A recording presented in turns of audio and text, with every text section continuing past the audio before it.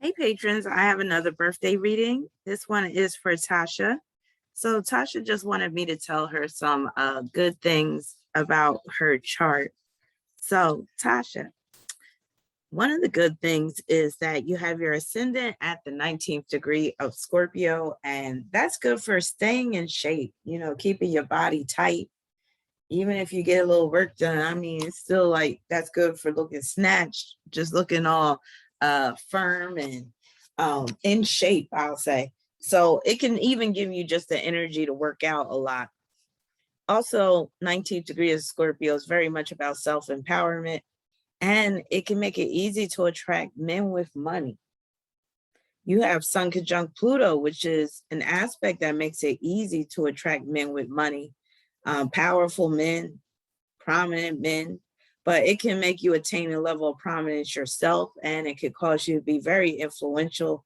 With it being in the 12th house, you got a few options. You could either be an artist, you could be a healer, or you could be in the spiritual world, practice some of the spiritual arts. So you might be able to do all three. You also have Sun conjunct Pluto sextile Neptune, and that's good for operating a business involving art, beauty, or design, or fashion. It's also good for modeling, even being like a lingerie model or some type of sex symbol type of model, because you got that Scorpio energy up in there.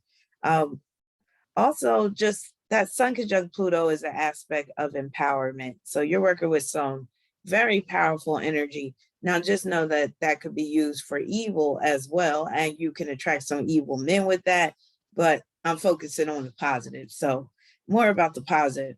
You got that nice conjunction between Mercury and Saturn and Scorpio. That is an entrepreneurial aspect.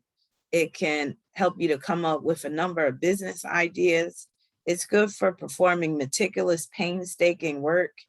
It can make you very precise in your work and measurements. Like when I see Mercury conjunct Saturn, I think of somebody that like takes measurements and they're precise. That's also good for conducting investigations, evaluations, and diagnostic work. Also surgical type of work, or you could even say that aspect is like surgical precision, doing work that involves injections. So being like one of those Botox, what would you call them? The people that inject Botox into people, like an esthetician type stuff. Also, if you really wanted to go to art route, like when I see that Mercury conjunct Saturn and Scorpio, I think of like, that's a really good aspect for a tattoo artist. Like that's the type of aspect I would like my tattoo artist to have. Because again, it can mean that they're precise. They got a very steady hand.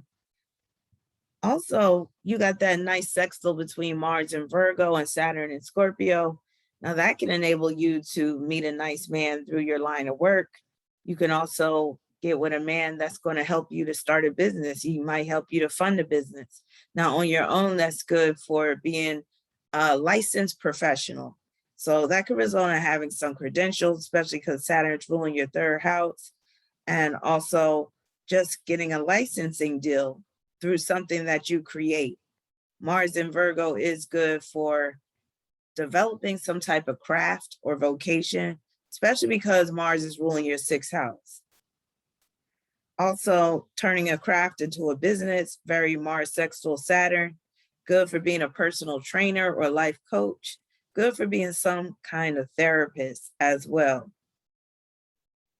Then you got Sagittarius on the second house cusp, so that brings great potential for wealth. And then with Jupiter and Aquarius in the third house, you could become wealthy through operating an online retail shop. You also got that nice air grand trine in your chart consisting of trines between Venus in Libra and Jupiter in Aquarius. Also Jupiter in Aquarius trine in Chiron and Gemini, and Venus in Libra trine in Chiron and Gemini. So that makes up your grand trine. And with it being air, it's really good for networking and connecting with people, forming like lucrative partnerships. So that could be a business partnership, could even be with a friend. Good for graphic design. If you want to go the artistic route, it's good for working within media, TV, publishing. That can make you successful, or you could develop a popular presence online. You could become a YouTube or Instagram personality. Also, that can bring enrichment through marriage. So you could level up through a partner because Chiron's in the 7th house and then Venus and Libra's in the mix, Jupiter's in the mix. Then you got that lovely Pisces moon. And Pisces moon individuals, a lot of them, they're kind of spoiled. So you could be spoiled by your mother or other people in your family. People might just be looking out for you quite a bit. So, definitely appreciate the blessings that Pisces moon can bring you. And then the Pisces moon is in trine with your Mercury, Saturn, and ascendant. That's good for being some type of therapist, whether you being a mental health therapist or a massage therapist. It's good for owning a spa if you wanted to go that physical therapy route or, massage therapy. It can endow you with natural psychic mediumship abilities. So that's another plus, but sometimes that can be a bit scary if you're not really trying to do all that. And I see that those trines between the moon and Pisces and that Scorpio stellium, that can enable you to get a home through a special mortgage program. So that would be very advantageous as well. So those are some of your strengths that I see in your chart, some of your positive qualities that you can capitalize on. So I hope that helps. And if anybody has a birthday coming up, or if you recently had a birthday and you would like a free birthday reading, which is one of the benefits you receive as a patron, just send a message to my Patreon inbox and I'll add you to the list. All right. See you soon with a live stream coming up.